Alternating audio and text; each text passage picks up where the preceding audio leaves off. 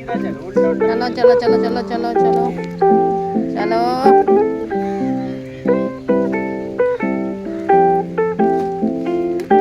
Hello friend, welcome back to my blog. तो देखिए यहाँ पे हस्बैंड अपनी प्यारी सी गुड्डन को ना पैर से चलाने की कोशिश कर रहे हैं, क्योंकि ना अभी सहारा लेके तो खड़ी हो जाती है, पर यहाँ पे हस्बैंड अभी कोशिश कर रहे हैं कि अब ये थोड़ा पैरों पे अपना जोर दें और चलने की कोशिश करें। और बस थोड़ी देर में ना साहबजादे ने इतना परेशान कर दिया था ना कि इनको घर लेके आना पड़ा। और यहाँ पे शहजादी पूरे रास्ते अपने पापा के साथ पिकी पैक राइड पे आई, और हस्बैंड को डर था कि इनका सर ना लग जाए, क्योंकि उतरना नहीं चाह रही थी। तो बस उसके बाद घर पे आके यहाँ पे हम लोग सोच रहे थे कि अब घर जाके सबसे पहले क्या क्या काम किया जाए, कोई किसकी हेल्प करवाएगा। पर हमारे साहबजादे ने कसम खा रखी है कि ना ही अपने पापा को काम करने देंगे, ये सिर्फ अपने काम में लगा के रखेंगे। तो देखिए यहाँ पे अब बेटे की बारी आ गई है। अरे मुझे मालूम ही नहीं मेरी बम्पी किधर जा रही है। हे भगवान, मुझे बचाओ, मुझे बचाओ। लगता है बम्पी ने छोड़ दिया।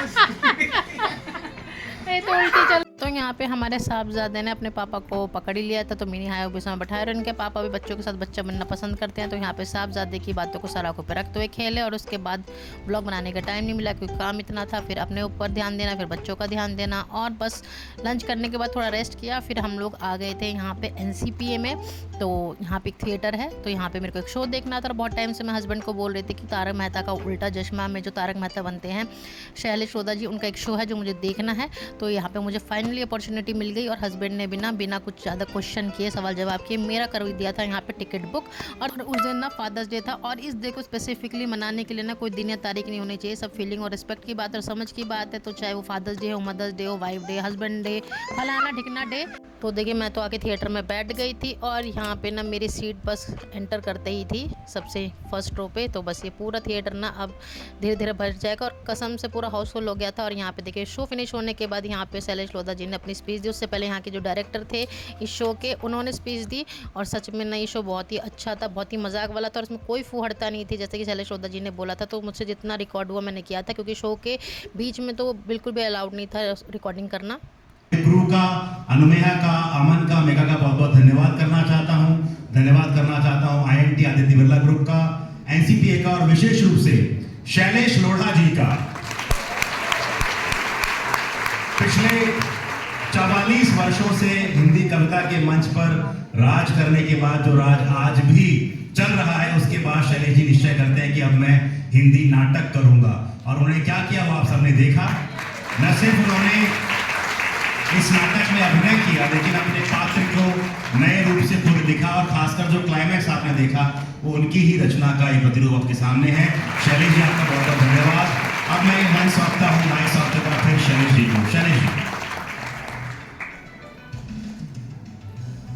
ज़्यादा लंबी बात करने की न ज़रूरत है न वक्त, और जहाँ कुछ ऐसे लोग बैठे हैं, आप तो इतने उदास बैठे हैं जैसे बीवी के पास बैठे हैं।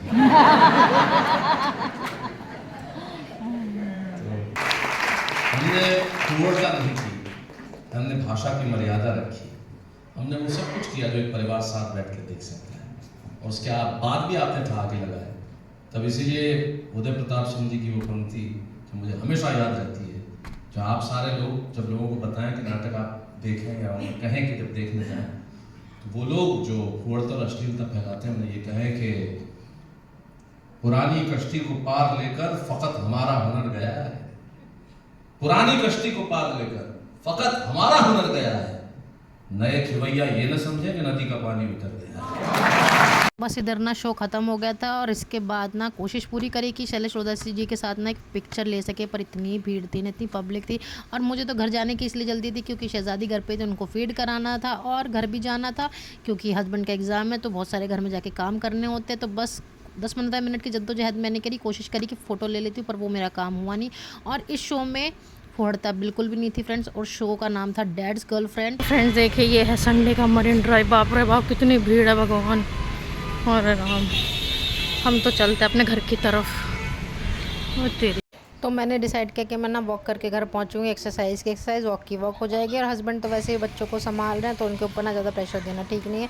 वैसे तो हस्बैंड आ ही जाएंगे, पर मैंने कहा चलो मैं वॉक करके पहुंच जाती हूँ। और घर पहुंच के देखें यहाँ पे शहजादी ने ना मेरा पीछा ही नहीं छोड़ा। आ तो मैंने इनको गोदी में लिया, और बस इन्होंने कहा मम्मी मेरे साथ बातें करो, खेलो। तो देखो जैसे ये बोलती जा रही मुझे करना था, तो हस्बैंड ने अपनी ड्यूटी कंप्लीट कर ली। अब मेरा काम था शहजादी को संभालना, तो साहबजादे तो अपने पापा के साथ थे और वो आराम से सो गए थे। तो बस अभी ना मेरा ये काम रहेगा, जब तक शहजादी सोएंगी नहीं तो बस इनको ना मैं गोदी में लेके रखूँगी, या अगर मैं लेटूंगी भी तो इनके साथ मुझे खेलना पड़ेगा, क्योंकि जब तक ये नहीं सोएंगे तब तक मैं नहीं सो सकती हूँ।